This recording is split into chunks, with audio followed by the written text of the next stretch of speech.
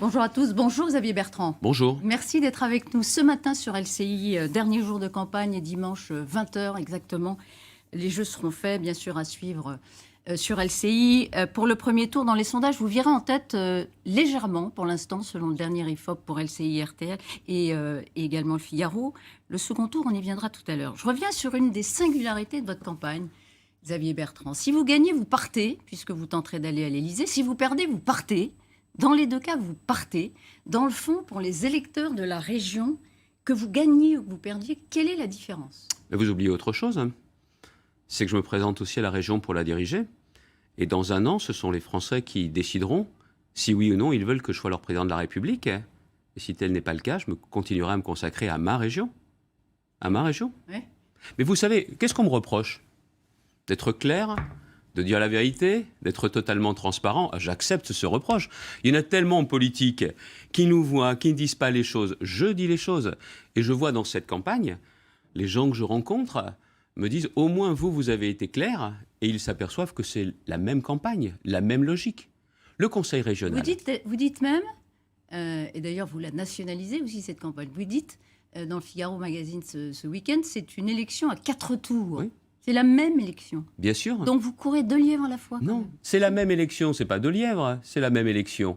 Pourquoi ? Parce que ce que je veux, c'est redresser mon pays. Je veux redresser la région des Hauts-de-France. Mais aussi les Hauts-de-France n'iront beaucoup mieux que si la France va beaucoup mieux. Non, mais c'est la même logique. Vous prenez l'emploi, le pouvoir d'achat, sont au cœur de mon projet régional. C'est pas au cœur des préoccupations de l'ensemble des Français ? Je veux faire une priorité de la santé, de la sécurité. C'est la même priorité pour les Français. Et dans ma région, le développement de la ruralité, c'est aussi la même logique au niveau national avec mon projet de République des territoires. Pour un président de région qui, depuis 6 ans, Xavier Bertrand, c'est une de vos marques de fabrique, met en avant la spécificité régionale, locale, l'importance des élus régionaux, vous dites, je vais me consacrer... là, dans les mois qui viennent, à ma région, mais très vite, je vais être en campagne pour la présidentielle, et dans un an, je ne la présiderai plus si je suis élu président. Avouez quand même que déjà c'est un peu contradictoire. Déjà deux choses. C'est une grande région, une très belle région de 6 millions d'habitants. Vous pensez que ces dernières années, je l'ai dirigée tout seul ? Moi, vous savez, je ne crois pas au mythe de l'homme seul qui décide tout seul. Même si j'ai des idées, des propositions, moi-même, que je partage avec mon équipe, c'est toute une équipe, mes vice-présidents, qui sont avec moi, qui ont fait vivre cette région. Et vous savez ce qu'ils ont en commun avec moi ? Le même ADN, se battre pour les gens, se battre pour eux. Cette idée qu'en politique, quand on se lève le matin, on veut essayer de donner le maximum. Et parfois, en bousculant des habitudes, mais avec une finalité, l'intérêt général et l'intérêt des habitants. Ils ont le même ADN que moi, et c'est la même équipe. Et d'ailleurs, de l'ensemble des listes qui sont présentes, les habitants de la région des Hauts-de-France se rendent compte, il y a beaucoup d'élus locaux, il y a des gens qui ont une expérience. Donc gouverner, de la c'est société. déléguer. Gouverner, c'est déléguer aussi. Ah oui, c'est de travailler en équipe. Et quand on est président d'une région, d'un pays, il faut savoir bien s'entourer. Oh que oui, oh que oui. Je ne sais pas à qui vous faites allusion, mais moi je sais bien. Dites-moi qui mais moi vous je pensez. sais bien. Non, mais c'est vous qui avez l'air d'y penser. Mais une chose est certaine, l'homme seul qui dirige tout seul, ça ne fonctionne nulle part, ni dans une association, ni dans une entreprise, ni en politique, ni au sommet d'une région et au sommet de l'État. Il faut travailler avec les autres. Et avec aussi une autre obligation. Parce que c'est aussi l'une des marques de cette région, où j'ai été élu dans des conditions particulières, la fois dernière. Pierre de Saint-Aignan, qui était mon concurrent socialiste, voyant qu'il ne peut pas être élu, décide de se retirer pour éviter l'élection du Front National. Vous savez, j'ai des défauts, mais il y a un défaut que je n'ai pas, je ne suis pas sectaire. Et j'ai voulu, dans la région, et je le ferai de la même façon dans les années qui viennent, travailler avec tout le monde.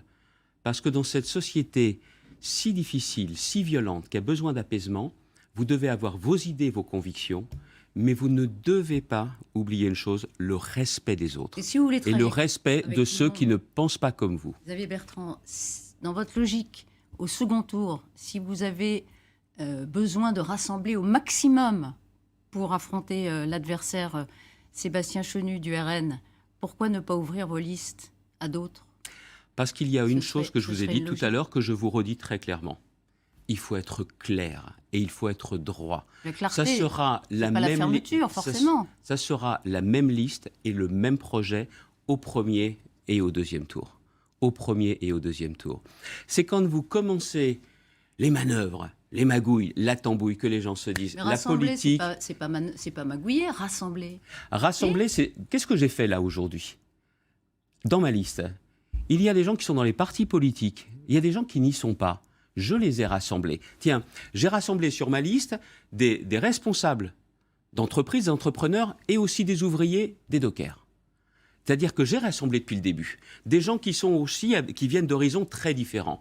Ce rassemblement, je l'ai fait, mais je ne veux pas aujourd'hui qu'il y ait la moindre ambiguïté. Mon projet, mon équipe, même chose, premier, deuxième tour. C'est ma façon de prendre mes responsabilités. Vous refuseriez la main tendue de la liste LREM de Laurent Pietraszewski pour le second tour. Mais pourquoi? Pour faire ensemble?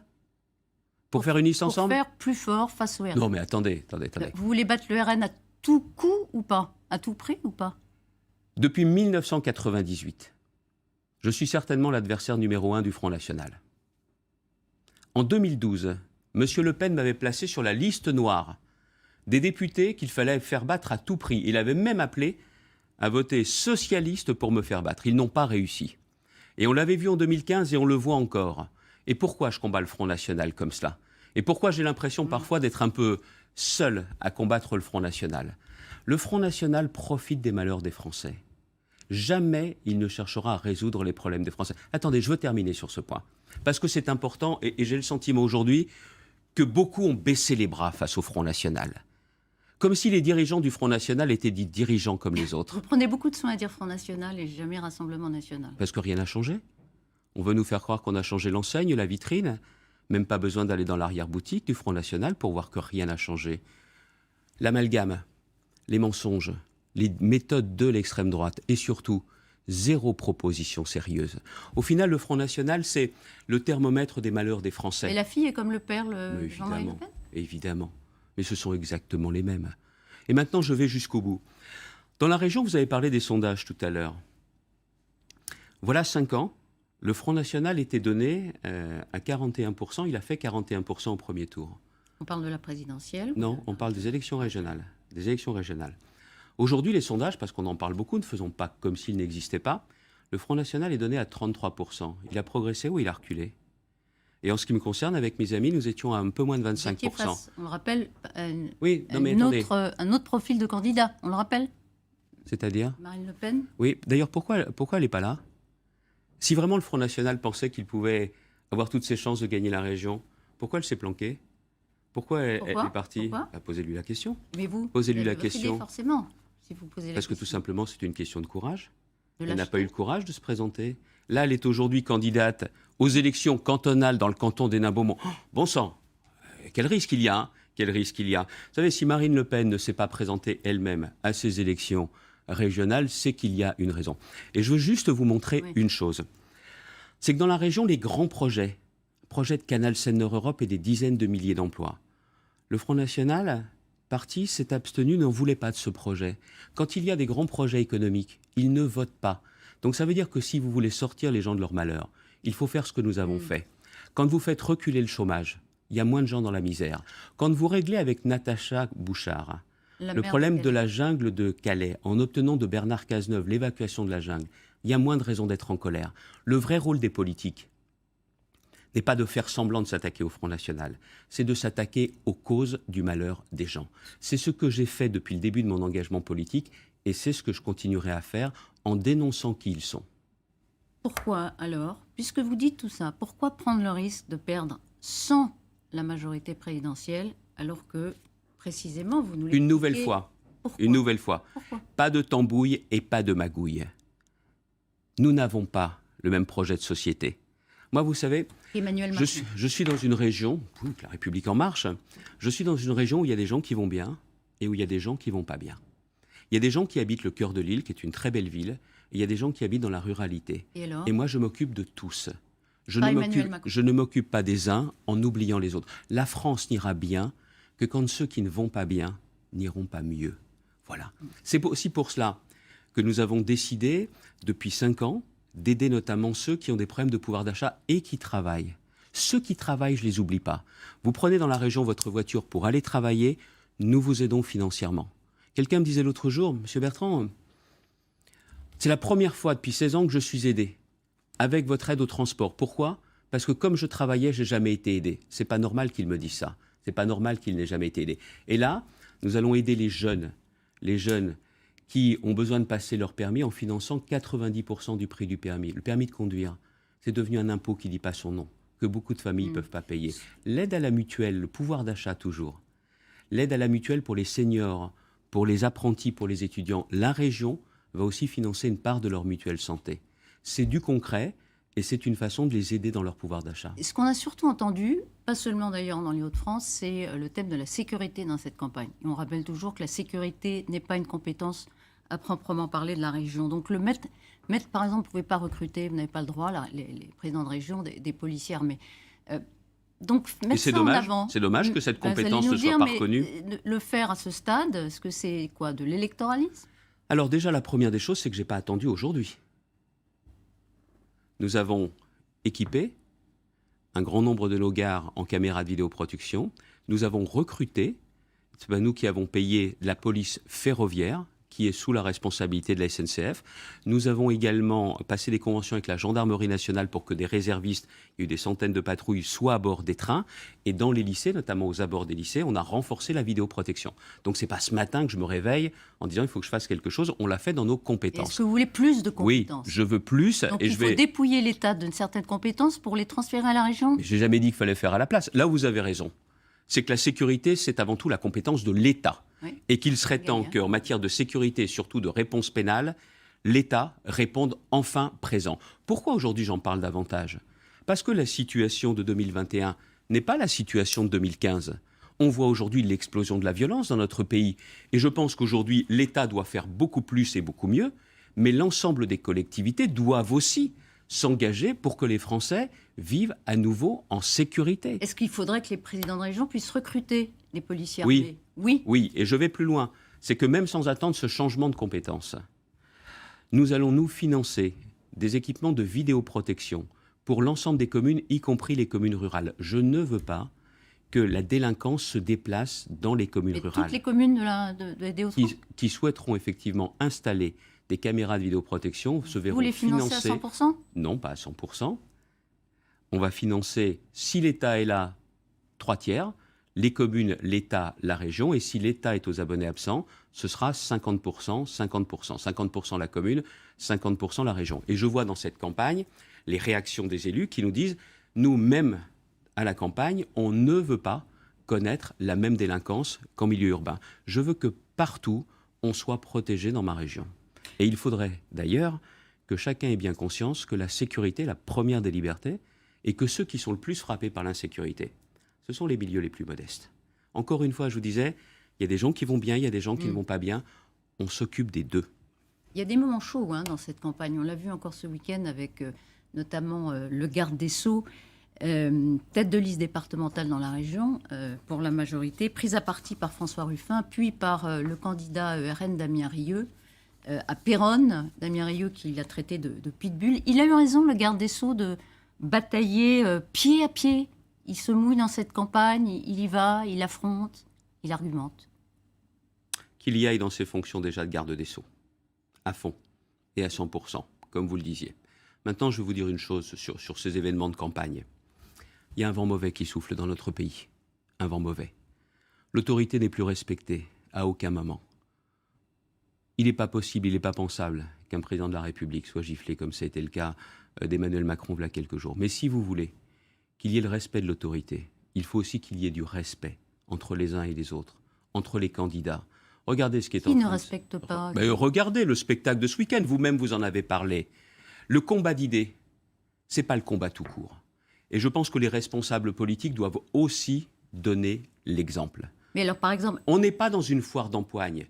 Les gens qui regardent ça, ils disent « Mais attendez, mais vous, les politiques, vous proposez quoi pour nous ?» Le rôle de la politique, c'est quand même de répondre aux défis de l'avenir. Le rôle de la politique, c'est de résoudre les problèmes des Français. Le rôle de la politique, c'est de parler à chacun, aux grands comme aux plus petits. Mais donc c'est ça le véritable sujet. Et ils sont tous en train de l'oublier. Et pardonnez-moi, vous en êtes en partie responsable parce que du coup, ils se disent qu'il faut parler pour les médias. Non, il faut parler aux Français. Mais par exemple, Éric Dupond-Moretti, soyons clairs, parce que sinon, on ne sait pas exactement ce que vous voulez dire. Ça, je vous dis une chose, c'est les gens qui comptent. C'est les gens qui comptent. Oui, mais ce type d'échange que les Français, effectivement, regardent, c'est mauvais pour la politique. C'est une mauvaise image de la politique. Mais évidemment, mais c'est terrible, c'est désastreux.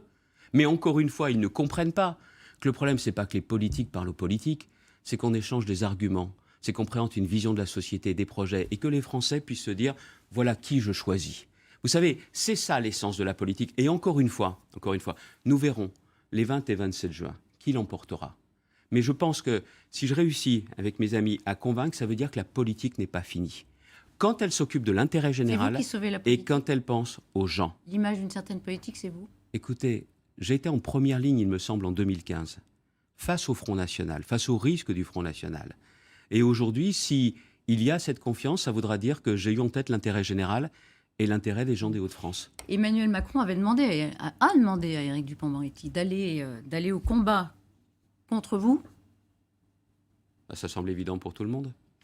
Et il va continuer son tour de France cette semaine, le président, pour accompagner le déconfinement en cours. Ça pourrait le mener dans les Hauts-de-France ? Oh, c'est évident, oui. Vous pensez qu'il va venir dans les Hauts-de-France avant le premier tour ? Évidemment, c'est ce qui se dit dès cette semaine, bien sûr. Et vous le prendriez comment, pour vous ? Écoutez, il fait ce qu'il veut, le président de la République. Il fait ce qu'il veut. Il a décidé de venir faire campagne, qu'il fasse ce qu'il veut. Ce serait à nouveau un signe d'offensive contre vous ? Écoutez, depuis le début, vous savez, chez moi, personne n'est dupe. Tout le monde a compris. 5 ministres, un haut commissaire, qui au final était venu, paraît-il, pour lutter contre le Front National. Tout le monde a vu que c'était contre moi, que c'était dirigé. Mais Elisabeth Martichoux, je ne vais pas me plaindre, je ne vais pas non plus me lamenter. C'est moi qui suis le sortant. C'est normal qu'il y ait des critiques sur mon action et qu'ils fassent leurs propositions. Mais d'une certaine façon, ils en oublient ce pourquoi ils étaient censés être venus. Le combat contre les dirigeants du Front National. Est-ce que vous imaginez votre ami Gérald Darmanin, ministre de l'Intérieur, il a été votre directeur de campagne la dernière élection. C'est plus mon directeur de campagne, mais c'est toujours mon ami. Oui, c'est toujours votre ami, c'est pas votre adversaire. Parce que ce matin, il y a un papier dans le Parisien libéré qui titre « Ami devenu adversaire ». Darmanin, Bertrand, pardon pour la contraction sans les prénoms. Voilà, Bertrand Darmanin, des amis devenus adversaires, non ? Moi, c'est peut-être rare, je fais la différence entre l'engagement politique et l'amitié. L'amitié, elle est là et elle est toujours là. Est-ce que vous l'imaginez défendre le maintien de la liste LREM au second tour ? Posez-leur la dimanche question. Soir. Mais est-ce que vous pouvez le concevoir ? Qu'est-ce que ça voudrait dire ? Non, mais attendez. Est-ce que vous l'imaginez venant de Gérald Darmanin, votre ami ? Que chacun prenne ses responsabilités. Moi, je prends les miennes parce que je ne suis pas dans leur tête. Mais vous connaissez bien celle de Gérald Darmanin. Je ne suis pas dans leur calcul. Parce qu'au final, on voit bien, mais c'est très clair, comme le nez au milieu de la figure, leur stratégie, c'est comment chercher à m'entraver, à me gêner, à m'embarrasser ou à me faire perdre. Depuis le début, c'est ça. Mais il n'empêche que ce n'est pas eux qui décident. Est-ce qu'ils contribuent à ça ? Ce sont les gens qui décident. Est-ce qu'ils contribuent à ça ? Mais posez-leur la question. Posez-leur la question. Vous lui avez parlé peut-être avec lui ? Non. Il a parlé de marque satanique, que représenterait une victoire du RN. Lui dit RN. Marque satanique, c'était un petit signal. D'abord, est-ce que c'est un vocabulaire qui contribue à l'apaisement des débats ou est-ce qu'il ne faut plus faire ce genre de formule, ne plus user de ce type de formule ? C'est pas comme ça qu'on combat les dirigeants du Front National. Ils se trompent. C'est en faisant reculer l'insécurité, c'est en faisant reculer le chômage, c'est en améliorant le pouvoir d'achat, c'est en faisant disparaître le sentiment d'éloignement de ceux qui ne sont pas au cœur des grandes villes. Voilà ce que je fais moi depuis 5 ans, voilà ce que je pense indispensable de faire. Encore 3 questions très précises, Xavier Bertrand. Mila, invité d'Audrey Crespo-Mara hier soir sur TF1, une interview tout à fait frappante, déclare être prisonnière dans son propre pays. Ma vie sera peut-être détruite pour toujours. Elle évoque le risque d'être même tuée dans les années qui viennent. Elle ajoute « Personne ne fait rien, mon pays est lâche et fragile ». Que feriez-vous pour que Mila ne soit pas une recluse à vie ? Plus aucune personne, plus aucun jeune ne doit voir sa vie menacée, changée, vivre comme une recluse à cause de ce harcèlement, de ce cyberharcèlement, de ces attaques. Ce qu'elle a dit, elle avait le droit de le dire. Mais ceux qui s'en sont pris à elle et qui continuent à le faire n'ont pas le droit de le faire. On est aujourd'hui beaucoup trop timide contre tout ce cyberharcèlement. On est beaucoup trop timide contre ceux qui s'en prennent à la République et à la façon de vivre en République. De toute façon, ceux qui s'en prennent à elle... Personne ne m'aide. Ceux qui s'en prennent à elle s'en prennent à tout le monde, à vos enfants, à mes enfants demain, ou à quelqu'un Donc d'autre. c'est par la sanction pénale, c'est Mais par les poursuites il y a à la judiciaires fois, bien systématiques. évidemment, Elle ne peut pas sortir dans la rue. il y a une action à la fois de prévention pour que de tels faits ne puissent pas se produire. Ensuite, il faut la protéger et il faut sanctionner tous ceux qui s'en prennent. S'en prendre à Mila aujourd'hui, c'est s'en prendre à l'ensemble des Français, c'est s'en prendre à la République. Il y a aujourd'hui des forces qui cherchent à nous faire changer notre mode de vie, à nous faire baisser la tête. Il n'en est pas question. Elle est aujourd'hui plus qu'un symbole. Mais la vraie question qui se pose, c'est comment on évite que ce qui lui arrive ne serve à rien et que demain on oublie. Vous l'avez invité, et je pense que c'était une invitation très forte, une émission très forte, mais la question c'est qu'il peut y avoir d'autres Mila, et ça on n'a pas le droit de tolérer ça. Toute dernière question, le couvre-feu, Xavier Bertrand, bravé de façon spectaculaire à Paris, à Biarritz, dans d'autres endroits, peut-être dans votre région. Valérie Pécresse, présidente de la région Île-de-France, juge qu'il serait judicieux de le lever dès maintenant. Le gouvernement veut tenir bon jusqu'au 30 juin. Le gouvernement, c'est celui qui a accordé la dérogation pour Roland-Garros, hein, c'est bien ça. Non mais c'est du deux poids, deux mesures. Regardez ce qui se passe sur les Invalides, regardez ce qui se passe Roland-Garros. En matière, le fait du prince, en matière d'autorité, en matière de sécurité sanitaire, si vous n'êtes pas clair et cohérent, ça ne peut pas fonctionner. En revanche, je vais vous dire une chose. Il y a quelque chose qui m'interpelle beaucoup. C'est aujourd'hui un peu la vaccination qui progresse plus au rythme où elle devrait progresser. Il faut que les autorités, je demande aux autorités, de dire dès maintenant que quand on se fait vacciner sur son lieu de vie, on pourra se faire vacciner pour la deuxième injection sans problème sur son lieu de vacances. Il faut organiser une nouvelle logistique parce que les professionnels de santé qui ont fait un boulot exceptionnel me disent aujourd'hui, on sent qu'il y a cette réticence. Ma deuxième injection, où et quand je pourrais la faire? Il faut que l'on organise les choses. C'est pas trop tard d'organiser l'intendance. Pour l'instant, Olivier Véran on est mi-juin. On est mi-juin. Quand on veut, on peut. On sait aujourd'hui que ce n'est pas un problème de disponibilité. C'est autre chose à organiser. Il faut qu'on puisse se faire vacciner sur son lieu de vacances également. On sait où les gens partiront en vacances. On sait où les Français partiront en vacances. C'est la seule façon. Le nombre de vaccinés que nous avons aujourd'hui ne nous met pas encore à l'abri pour l'automne. Et personne n'a envie de revivre un automne qui serait un retour en arrière. Cette sortie du tunnel, on a tous envie de la vivre. C'est vrai qu'il faut continuer à faire attention. L'épidémie n'a pas disparu. Les variants sont là, de nouveaux variants sont là. Continuons à faire attention, mais donnons-nous les moyens également de nous faire vacciner plus facilement. C'est un enjeu important, oui, très clair pour vous. Merci beaucoup, Xavier Bertrand.